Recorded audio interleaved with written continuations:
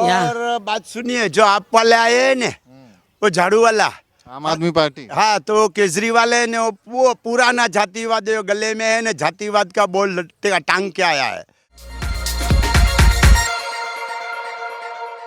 Gujarat model की हकीकत जाननी है तो गुजरात में उनके शहरों में आप दलित बस्ती में चले जाइए, आपको गुजरात मॉडल की हकीकत पता चल जाएगी। इस वक्त मैं अहमदाबाद में हूं। अपनी चुनाव यात्रा के दौरान मैं ऐसे हिस्सों में भी जा रहा हूं जहां मनु मीडिया के बड़े बड़े कैमरे और उनके जो दलाल पत्रकार हैं वो नहीं पहुंचते हैं, वो तस्वीरें आपको नहीं दिखाते हैं, इसलिए हम अपने लोगों के बीच में आ रहे हैं। आप पीछे देखेंगे ये एक दलित बस्ती है, कृष्णा नगर के नाम से जानी जाती है अहमदाबाद में। और आप पीछे आप देखेंगे तो यहाँ एक पाइपलाइन जा रही है जो गटर के बीच में से है। ये गटर है, खुला नाला है, उस वहाँ से जा रही है और वो दरअसल पीने का पानी है। तो यहाँ पीने के पानी की भी इंतज़ाम नहीं है।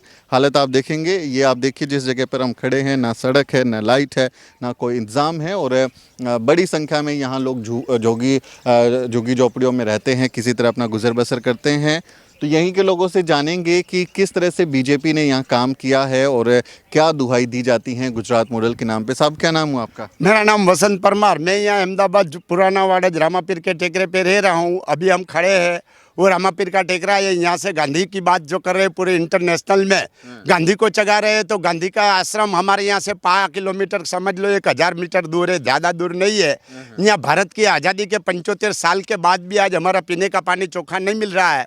और दुनिया के अंदर बोलते हैं गांधी का गुजरात ऐसा है, गुजरात की कैपिटल है अहमदाबाद। यहाँ ऐसी दलित की हालत है तो और आप दुनिया के लोग और भारत के लोग समझ सकते हो कि और जगह पे दलित की हालत कैसी होगी। तो यहाँ पे पक्का निर्माण नहीं है, पानी का पाइपलाइन नहीं है, गटर नहीं है, शौचालय नहीं है। तो गुजरात मॉडल में तो दिखाते थे कि यहाँ पे सब कुछ बहुत अच्छा है, टीवी वाले तो यही बताते रहते हैं कि बहुत अच्छा है गुजरात। ये तो सब आज दिन 58 साल कांग्रेस ने हमको बनाया। अभी 15 साल 20 साल से 1995 में जो सरकार आई बीजेपी की, केशुभाई पटेल मुख्यमंत्री थी, सबने वादा ही किया है, हमको सब बोला है कि ये होगा वो होगा, कुछ आज दिन तक हुआ नहीं। सब लोग वोट ले जाते हैं। मैं तो सभी को, बहुजन लोगों को बोलता हूँ कि मतदान, दान तो बहुत किया 75 साल में, अब दान नहीं करने का है, अभी मत नाम का शस्त्र का उपयोग करो। तो इस बार वोट डाले जाएंगे आपके यहाँ पर।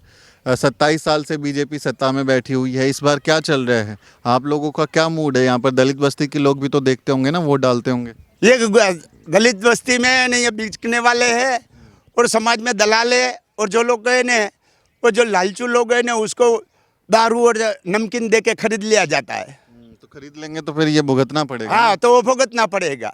और कैसी ऐसी सरकार 75 आए, 75 और साल चले जाएंगे। साहब, आपका क्या नाम है? मेरा नाम प्रेमजी चंद्रपाल है। तो प्रेम जी, आप भी गुजरात के रहने वाले, अहमदाबाद के रहने वाले हैं, ये हालत ऐसी क्यों है यहाँ पे? मैं यहीं पर रहता हूँ। ये हालत की वजह यह है कि भारत के जो मूल निवासी है वो उसको यही हालत में रहने के लिए मजबूर किया जाता है।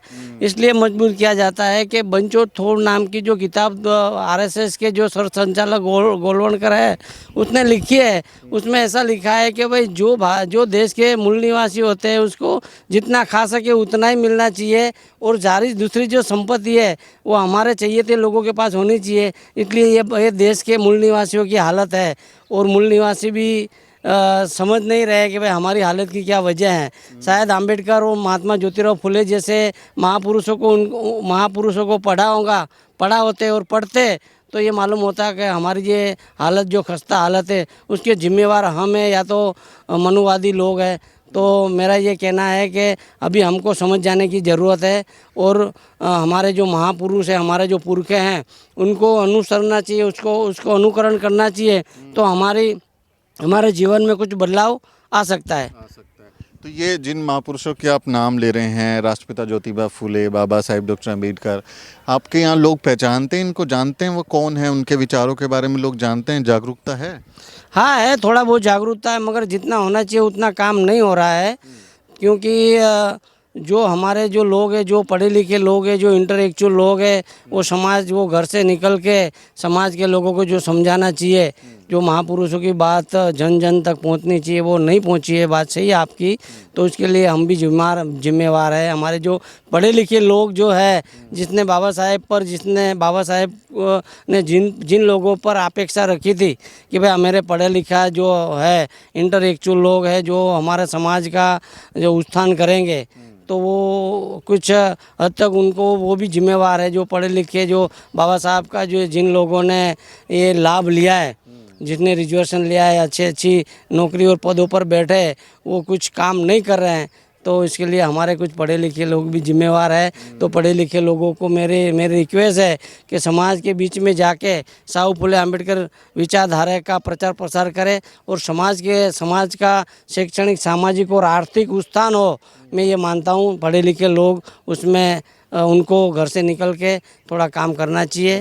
तो जिस जगह पे हम खड़े हैं, यहाँ पे इधर बगल में ही ना एक मंदिर बना हुआ है। तो यहाँ से दिख रहा है सामने एक मंदिर बना हुआ है। और जितने घर बने हुए हैं ना, उनसे अच्छी हालत में है। मार्बल की टाइल लगी हुई है, अच्छा गेट लगा हुआ है, और घरों से तो ज्यादा अच्छा बना हुआ है।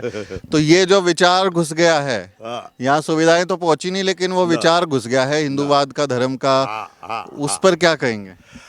जो समझ लो कि बाबा साहब ने 1935 में जो 1935 में बोला था कि मैं धर्म परिवर्तन करने वाला हूँ, 22 साल के बाद बाबा साहब ने बौद्ध धर्म दिया।